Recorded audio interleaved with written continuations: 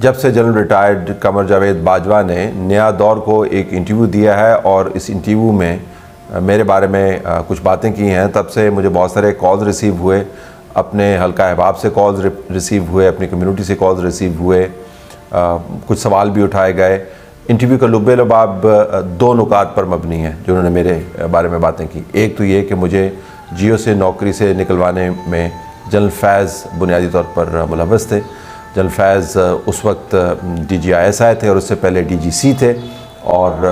General Qamar Javed Bajwa کا right hand مین تھے۔ دوسرا ان کا دعویٰ یہ ہے کہ میں نے تو طلعت حسین کی مدد کی اور وہ اپنے میرے کزن کے ساتھ میرے پاس آیا تھا تو جنرل فیض کے ذریعے ہی پھر میں نے اس کو نوکری دلوا دی۔ اب ظاہر ہے ہر چیز کا میں وضاحت سے مجھے جواب دینا پڑے گا کیونکہ مجھے انہوں نے انوالو کر دیا بیچ میں، اور کچھ دوست جو ہیں عمومی طور پر باجوہ صاحب کی جو کریڈیبلٹی ہے وہ تو ہمیشہ سے مشکوک رہی ہے ان کے کریڈینشلز کی طرح، لیکن کچھ لوگ کہہ رہے ہیں جی کہ آپ کو اس کے جواب دینے چاہیے، اگرچہ ہمیں معلوم ہے کہ جنرل باجوہ جو ہیں وہ ان معاملات سے یا تو مکر جائیں گے، اور ویسے ہی ہوا جب وہ بات کر رہے تھے تو خبر آئی کہ جنرل باجوہ کہتے ہیں میں نے انٹرویو ہی نہیں دیا، لیکن میرا مفروضہ یہ ہے کہ جنرل باجوہ کی تاریخ کے پیش نظر انہوں نے یہ باتیں اس قسم کی ہوں گی، لیکن بہرحال اب اگر انہوں نے نہیں بھی کی تو سوال تو اٹھے ہیں۔ شہباز گل نے بھی ایک سوال پوچھا اور ایک تمیزدار سوال پوچھا کہ طلعت صاحب کیا یہ سچ ہے، تو ان تمام دوستوں کی جو معلومات کی ضرورت ہے اس کو پورا کرتے ہوئے ریکارڈ کی درستگی کے لیے، اور شہباز گل نے چونکہ ایک اچھا سوال پوچھا اور حق بنتا ہے ان کا اس بات سے قطع نظر کہ عمومی طور پہ میرے بارے میں وہ کیا بات کرتے ہیں،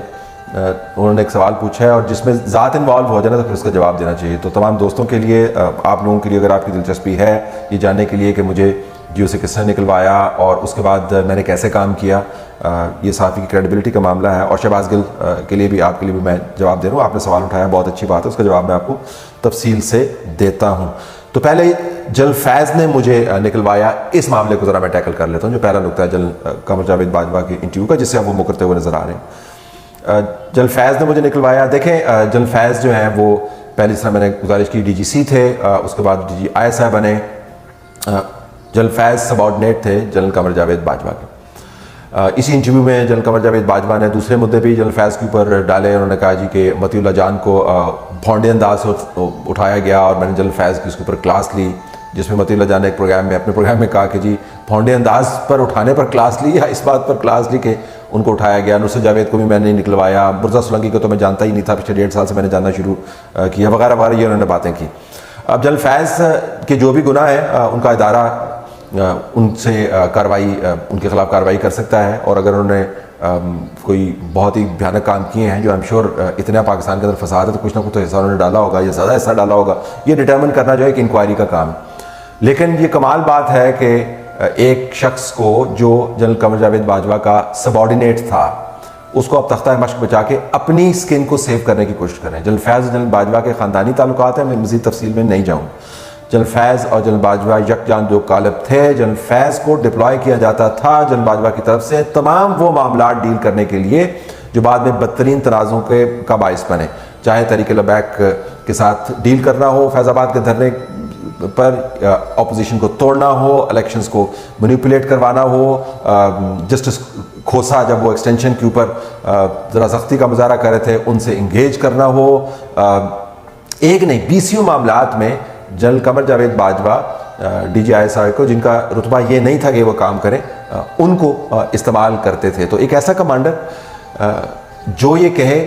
کہ مجھے پتہ ہی نہیں ہے کہ میرا سب آرڈینیٹ کیا کر رہا تھا، وہ کتنا بڑا نااہل کمانڈر ہوگا، آپ اندازہ کر سکتے ہیں کہ جس کے ناک کے نیچے یہ کام ہو رہا ہے، اور پھر یہ کہنا کہ ابصار عالم کے اوپر گولی چلوانے میں میرا کوئی کام نہیں تھا، ہو سکتا ہے نیچے کسی شخص کو غصہ آ گیا ہو۔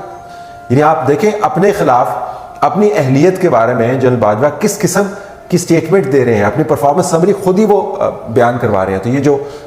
ہمیں دینی طور پہ بتایا جاتا ہے نا اعضاء گواہی دیں گے بروز قیامت، تو قیامت سے پہلے بھی اعضاء گواہی دینے لگ جاتے ہیں، اپنی زبان خود گواہی دینے لگ جاتی ہے کہ میرا کیلیبر کیا ہے۔ تو وہ کمانڈر اب خود کہہ رہا ہے کہ مجھے یہ بھی پتہ نہیں تھا کہ ڈی جی آئی ایس آئی کیا کر رہا ہے، مجھے یہ بھی نہیں پتہ تھا کہ نیچے والے لوگ کیا کر رہے ہیں، مجھے یہ بھی نہیں پتہ تھا کہ میرا D G I S P R کیا کر رہا ہے۔ تو آپ کو پتہ کیا تھا؟ وہ مانتے ہیں کہ وہ اور کاموں میں پڑے ہوئے تھے نا، ان کا خیال ہے کہ وہ ایوب خان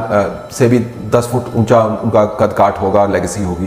یہ نہیں کہ ایوب خان کی لیگسی بڑی کتابندہ لیگسی ہے، لیکن ان کا ایک ذہن میں ایک ماڈل ان کا بنا ہوا ہے۔ تو اس کے علاوہ وہ کیا کام کر رہے تھے؟ تو اس کے علاوہ اگر ان کی پرفارمنس شیٹ دیکھیں تو 74 سالہ جو سٹیٹس کو ہے مقبوضہ کشمیر کے اوپر، جنرل باجوہ کی واچ کے اوپر انڈیا نے اس کو سبورٹ کیا۔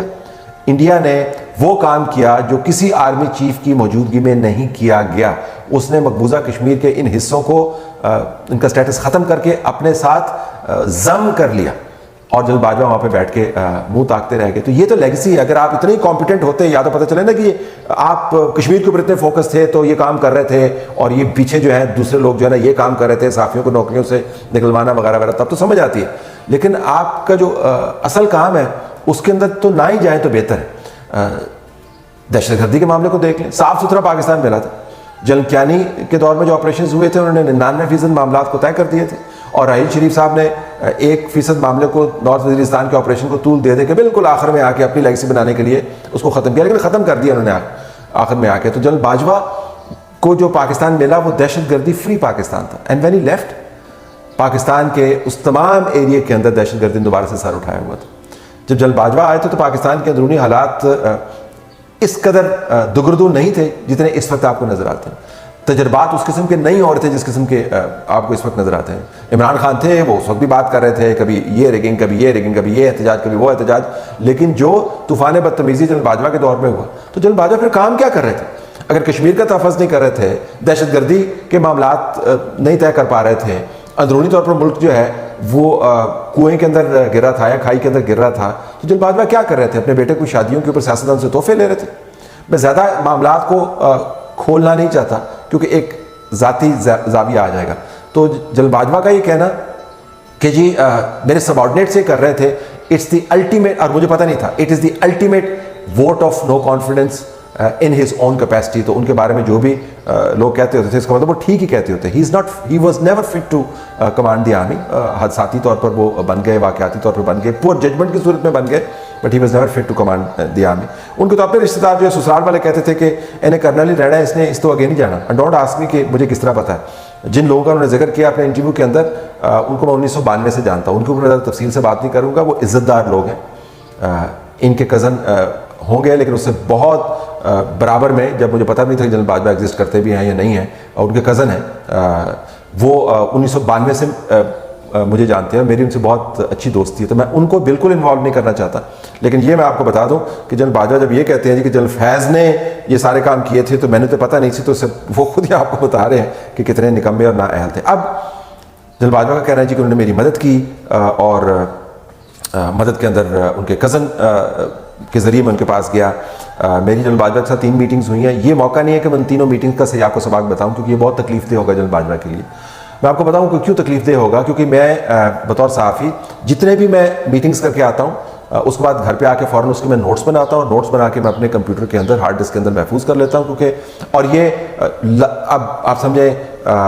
لاکھوں ورڈز پر مبنی یہ نوٹس ہیں۔ سو ان تینوں میٹنگز کا احوال میرے پاس موجود ہے، سیاق و سباق موجود ہے، سائٹیشنز موجود ہے۔ جو ہمارا کام یہ ہے کہ اپنے مینٹل نوٹس لینے ہوتے ہیں، اور اس کے بعد آ کے ان کو ریپروڈیوس کر دینا ہوتا ہے۔ بیچ میں 10-20% آپ کچھ چیزیں بھول جاتے ہیں یا اس کے اندر کوئی غلطی ہو جاتی ہے، بٹ عموماً یہ بہت ایکوریٹ نوٹس ہوتے ہیں، تو وہ میرے پاس موجود ہے۔ میں ان تینوں میٹنگز کی تفصیلات میں نہیں جاؤں گا، میں صرف اس چیز کو ٹیکل کرتا ہوں جو دوسرا انہوں نے بات کی میرے بارے میں کہ جنرل باجوہ نے میری مدد کی، مجھے نوکری لے کے دی۔ میں آپ کو ٹائم لائن آپ کے سامنے رکھ دیتا ہوں۔ جیو کے اندر میں نے 4 سال کام کیا، it was a fantastic experience, اور بہترین management, great channel, editorial challenges جو ہیں ان کا آغاز ہو گیا 2018 کے انتخابات سے پہلے۔ کچھ اس اسٹیج کے اندر میں آپ کے سامنے کانورسیشنز رکھنا چاہتا ہوں جس سے آپ کو پتہ چلے گا کہ 2018 سے پہلے حالات کیا بن رہے تھے اور کس قسم کا دباؤ کا شکار تھا جیو نیٹ ورک، بالخصوص اس کو ٹارگٹ کیا جاتا تھا، اور ٹارگٹ کون کرتا تھا۔ لیکن میں پہلے ذرا ٹائم لائن آپ کو بتا دوں کہ نومبر 2018 میں جیو سے مجھے نکلوا دیا گیا۔ نومبر 2018 سے پہلے حالات کس قسم کے بنے ہوئے تھے انتخابات سے پہلے؟ آپ کے سامنے یہ کنورسیشن میں رکھ رہا ہوں جس کے اندر بعض چیزیں میں نے ان کو ایڈٹ کر دیا ہے کیونکہ وہ غیر ضروری معلومات مجھے لگیں، اور یہ کہ لوگوں کے نام میں ریلیز نہیں کرنا چاہتا۔ یہ کنورسیشنز بڑی اہم تھی، لیکن ان سے آپ کو پتہ چلتا ہے کہ جیو کے اوپر کس قسم کا دباؤ تھا اور شٹ ڈاؤن کون کرنا چاہ رہا تھا۔ اس کے اندر ISP انوالو ہے جو براہ راست جنرل باجوہ کے ساتھ ڈیل کر رہا تھا۔